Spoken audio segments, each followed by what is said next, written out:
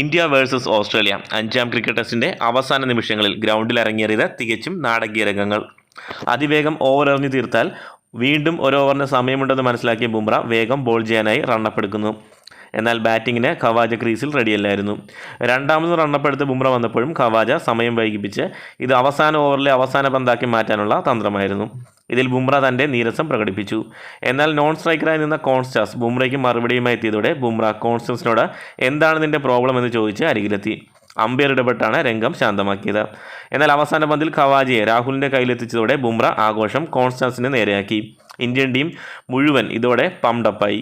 അപ്രതീക്ഷിത വിക്കറ്റിൽ ഞെട്ടി കോൺസ്റ്റാൻസും ക്രീസ് വിട്ടു. എന്തായാലും ബുംറ വേഴ്സസ് കോൺസ്റ്റാൻസ് നാളെ തീവാറും പോരാട്ടമായിരിക്കും എന്നുറപ്പ്. ഇന്ത്യൻ ടീം ഒന്നാകെ ചാർജ് ആയിരിക്കുകയാണ്. 185 റൺസിൽ പുറത്തായെങ്കിലും ഒരു വലിയ തിരിച്ചടി ഓസീസിന് നൽകി മത്സരത്തിൽ മുൻതൂക്കം നേടാനാകും ഇന്ത്യ നാളെ ശ്രമിക്കുക. അതേസമയം രോഹിത് ശർമ്മയെ ഇനി ടെസ്റ്റിലേക്ക് പരിഗണിക്കില്ലെന്ന് സെലക്ടർമാർ അറിയിച്ചു കഴിഞ്ഞു. കോഹ്ലിയുമായും ഒരു ചർച്ച നടക്കുമെന്നാണ് റിപ്പോർട്ട്. ഏതായാലും അഗ്രഷനും പെർഫോമൻസും കൂടിച്ചേർന്ന ബുംറ ഇന്ത്യക്ക് വലിയ ഒരു അസറ്റായിരിക്കും.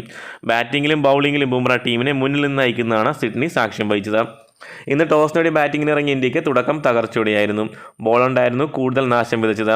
20 ഓവർ എറിഞ്ഞ താരം 31 റൺസ് മാത്രം വഴങ്ങിയാണ് 4 വിക്കറ്റ് വീഴ്ത്തിയത്.